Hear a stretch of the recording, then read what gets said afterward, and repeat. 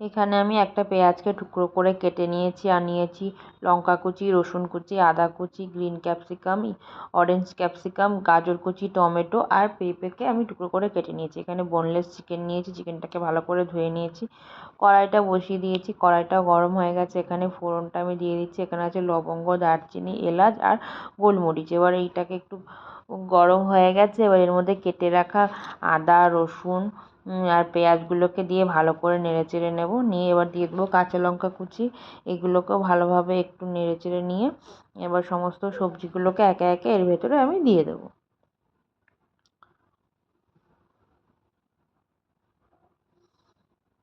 আবারও সমস্ত কিছু একটু ভালো করে নেড়ে নেব। এবার এটাকে আমি একটু ঢেকে দেবো। ঢাকনাটা খুলে এটাকে আমি আবার একটু নেড়ে নেব। এরপর এর ভেতরে আমি একটু টুকরো করে কেটে রাখা চিকেনগুলোকে দিয়ে দেব।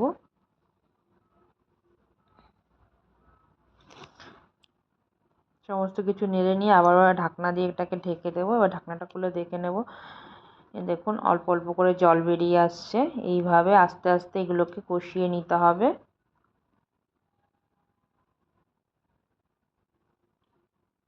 এবার একটু পরিমাণ মতো লবণ দিয়ে দেব আর দিয়ে দেব কেটে রাখা টমেটো। এবার সমস্ত কিছু ভালো করে আবারও মিশিয়ে নিয়ে এবার ঢাকনা দিয়ে আবারও এটাকে আমি ঢেকে দেব। ঢাকনাটা খুলে দেখে নেব। দেখো কতটা জল বেরিয়ে এসেছে সমস্ত সবজি আর চিকেন থেকে। এটা প্রায় অনেকটাই সেদ্ধ হয়ে এসেছে।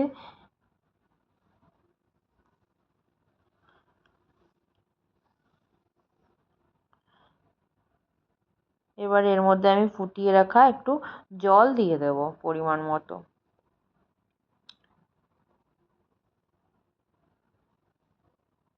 এবার ঢাকনা দিয়ে আমি আবারও ঢেকে দিয়েছি। দেখুন ফুটছে।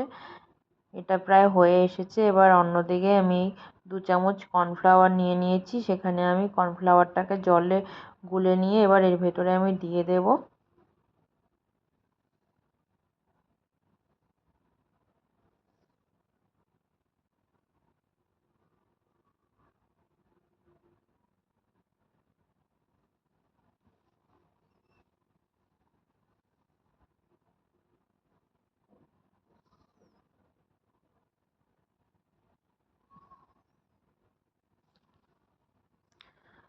আমাদের চিকেন স্টু একদম তৈরি হয়ে গেছে। এবার নামিয়ে নেওয়ার আগে ওপর থেকে একটু গোলমরিচ গুঁড়ো দিয়ে দেবো।